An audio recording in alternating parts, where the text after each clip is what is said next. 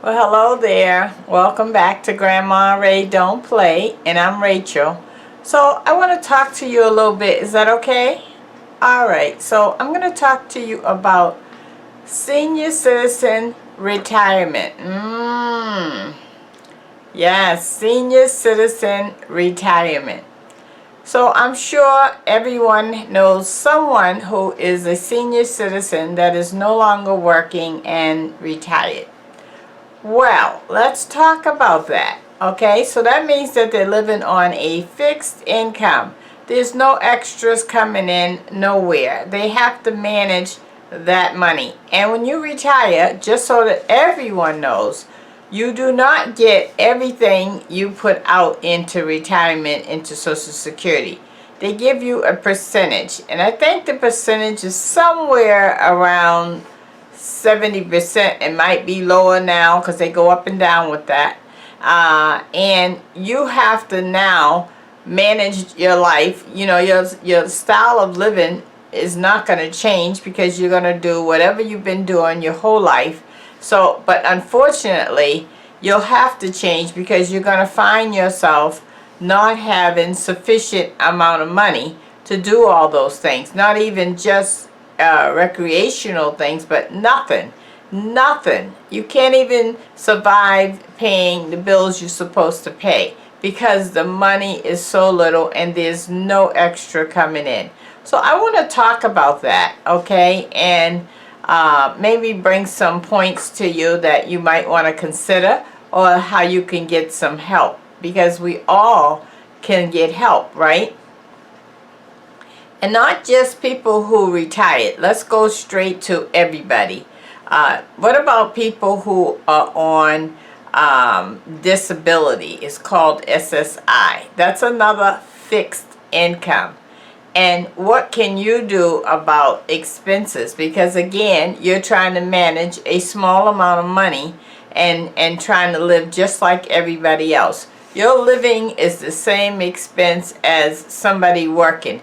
It doesn't change because you are now disabled, okay? But we're going to talk about your options as well. And let's not leave out the working people. Come on now. Why not? Okay, so people who are working also may be in a crunch because they're not getting any more money from their job, right? Their check is the same. You know, you might have been on your job for 2 or 3 years and it didn't change, or maybe they gave you a 1 or 2% raise, and that probably comes out to maybe $10 more a week, or 20 or something like that. But really, what is that going to do to the bottom line? So we're going to talk about what you can do as well. Okay, so let's get into it. I have some notes here so that in case you see me looking down, you know what I'm doing, okay? And if you like this video, and I think you'll like it, and I think it'll be very informative for you, please give the thumbs up. Share the video, and hit the like button and subscribe, okay? Because I'm bringing you some content that maybe you may not hear nowhere else, okay? And I'm doing this so that I can help you, me, everybody, all right? Okay, so let's get into it. You get an unexpected expense pop-up. So that could be anything. It could be a bill that you have to pay that maybe you didn't remember to pay, or the TV broke and now you need a new TV, or like I went for oil change the other day, and of course, you know, the one thing that they do is do an inspection on your car so that they can see if they can get some more money. So the gentleman told me, he says, you're gonna need 2 new rear tires before the winter. And I says, oh, and I said, how much is that? He said $300. I said, okay, thank you. Now, where's that $300 coming from on a fixed income? Believe me, that's not in your income to now all of a sudden have an extra $300, because you're already struggling just trying to make ends meet.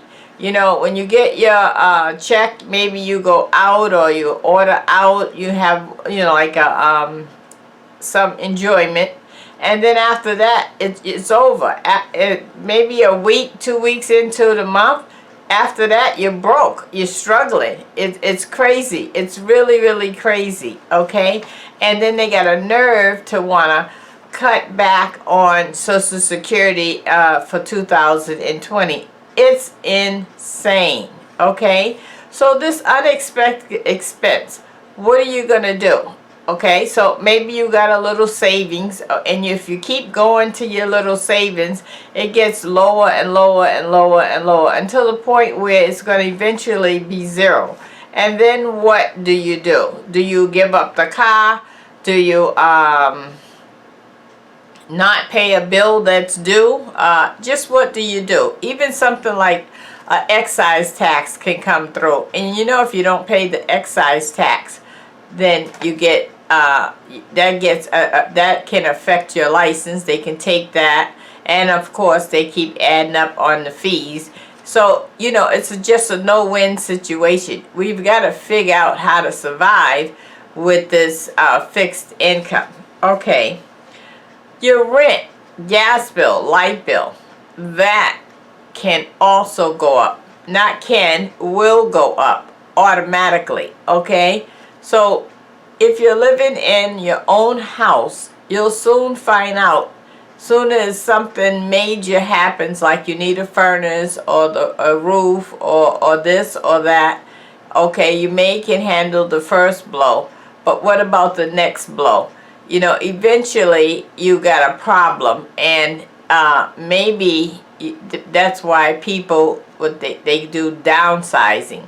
Now downsizing means that they have to sell that house because it's consuming the little income. You know, it was great when you was working, maybe it was two of you, it was great then, but once the income diminish, you have to make choices. And do you really need the big house now? You probably don't. You probably paid in enough money by now that you can reap some financial benefits from selling it. You know, maybe you'll clear $100,000 or something like that. It's something that you should look into, because at the end of the rainbow, you know, you may say, well, I want to leave this for my kids. Oh, okay. Well, you know what? Have your kids pay on that mortgage right now, and then you can leave it for them. I'm sure that they're not going to run over and do that. So you need to think about what you need to do for you right now, okay? So that's if you have a mortgage. Now, if you have rent, you really have no control, because the landlord's expenses go up. You know, his taxes, his water bill, all of that stuff goes up. And so now, and then whenever he feels a crunch, you know, you're it. You're his income. So he's gonna put the squeeze on all tenants, and then that's a problem. Okay, let's talk about the gas bill and the light bill. Definitely a problem. The gas bill can just be out of control. And of course, when you're freezing, you ain't worrying about the gas bill. You're gonna go over there and hit the thermostat. When you hit that thermostat and you go past 68 degrees, you're gonna pay up, because that bill goes through the roof then. And you know, where does that money come from? So you may say, oh, okay, I can get fuel assistance. Well, fuel assistance is only helping so much, and then what are you gonna do? You know, it's always a problem, and the problem comes back to that word, money. Light bill, another problem. And if you have kids or other family members, you may tell them constantly, cut the light out, cut the light out. And of course they do it when you say so, but other times they're not worrying about all of that stuff. So you can go over to my video that says cut the cord, and I can tell you how to save on the gas and the light bill. Okay, cable, another problem. You feel that you gotta watch every channel that you want to watch. Oh, okay, well that's great, because that's where you can save some money right there, because you don't have to watch every channel that you want to watch. What you can do is, oh, and you're gonna love this. Oh, you're gonna love this. So now the cable company have it where it's a la carte. So that means you don't have to have a package with all these channels that you like within it. You can pay for each one individually. So let's say you like HBO. You could just have HBO. Or you like, I don't know, another channel on TV. You can have just that. Or you like sports. You can have just that. And so what you can do is, because you know, even though sports is on there, your team or whoever you like to watch is not on there year round. They're only on there for a season or something like that. So when they're off, you can switch from that to another site that you like. So you can see where you can move around the same money and have what you want and pay less. You get me? How about that, huh? What a concept that is. So consider that. Me, myself, I've said this before, I don't even have cable, period. I have Hulu and Netflix. Hulu is $5.99 a month. Netflix, I believe, is up to maybe $8.99 or something like that a month, okay? And then I have a Roku on all TVs. Now Roku, you pay, I think I paid $35 for each device, and that's a one-time fee, and that's it. So the Roku has over 4,000 channels. Of the 4,000 channels, 2,000 are absolutely free, and they have some TV shows on there. They have a lot of movies and everything. So just pick the free ones. Just pick the free ones, and you're good. And let's don't leave out YouTube. Oh my goodness. To be honest with you, I'm always on YouTube, so I never even watch the other channels, even though I may have them once in a blue moon. But not, for the most part, I'm on YouTube. YouTube have everything. One day I was, I like Cutthroat, and I was looking for that on Roku, and I couldn't find it. I typed it in on YouTube, bingo, there it is. YouTube has a lot of channels, a lot of TV shows that are on TV if you just type in the name under the search bar. So YouTube is absolutely great, and of course, by all means, you know you gotta watch YouTube because I'm on YouTube, right? Okay, so that's my take on rent. Oh yeah, and if you rent an apartment and the rent is consuming you, go get you a second job, get up your first month, last month in security, and find a cheaper place, period, okay? Because you're not going to be able to survive there, because every year they're going to go up and go up and go up and go up and go up, okay? And another option would be is to consider buying a house, because if you buy a house, you now can control the rent, because that's going to be a fixed mortgage and you're going to know what it is up front. I suggest you do not get a one family, get a 2 or 3 family. So let's talk about that a minute. If you get a 3 family,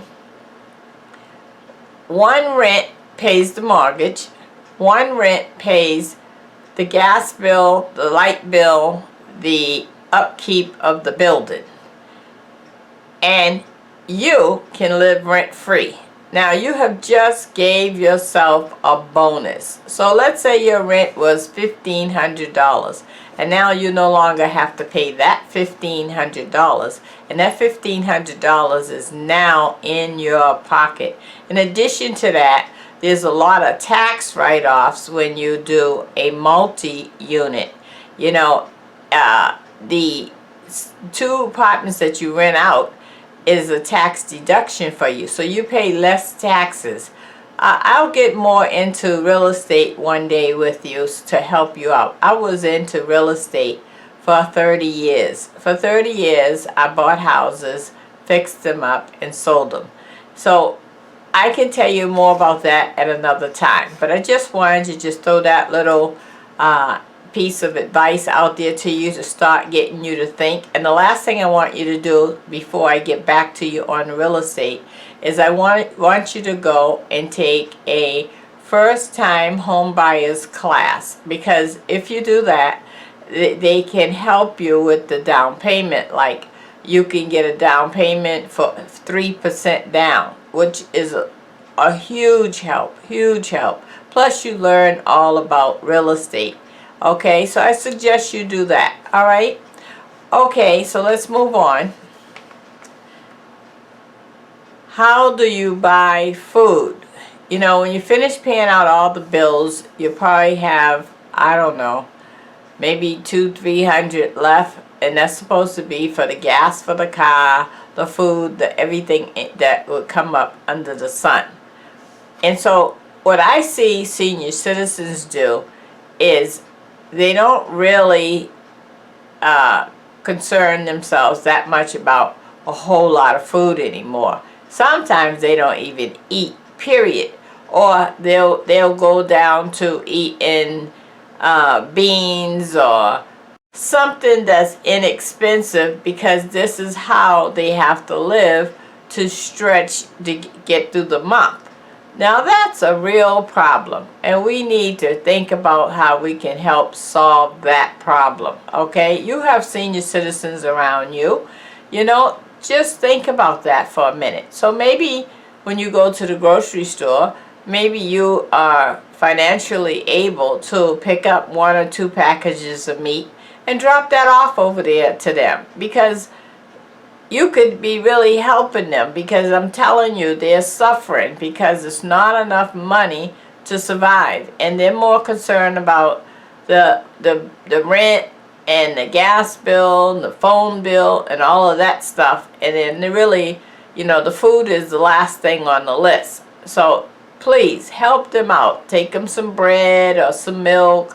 You know, you can do that, okay? And you know, maybe a package of meat costs $5. So, okay, maybe 2 is $10.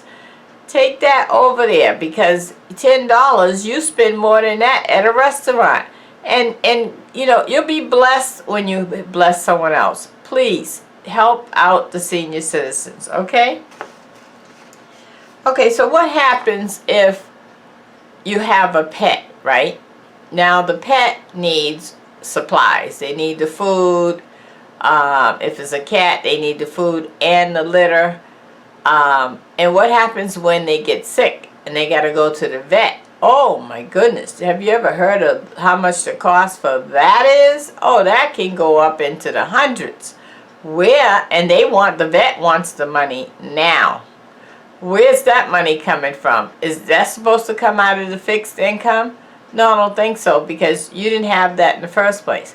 So now how do you survive and take care of your pets? Whole nother problem. Okay, so before the pet gets sick, go on the internet and look up. If you don't know how to go on the internet, go on your phone. There's a little, it looks like a microphone.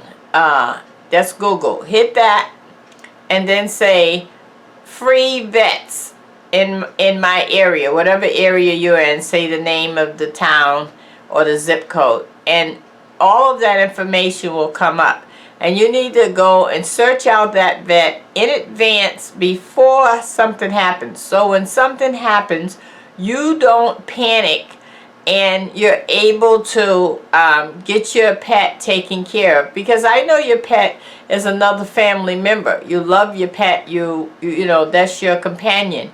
So you need to do that before anything happens, because believe me, something could happen. They're just like us. They get sick, or maybe they get cut, or anything, or maybe a bee stings them, or they get a tick, or whatever. You know, and so you need to know where to go, especially for their shots and stuff like that. Now, I don't have a pet, but I heard that you can go to the Animal Rescue League and get these shots pretty reasonable.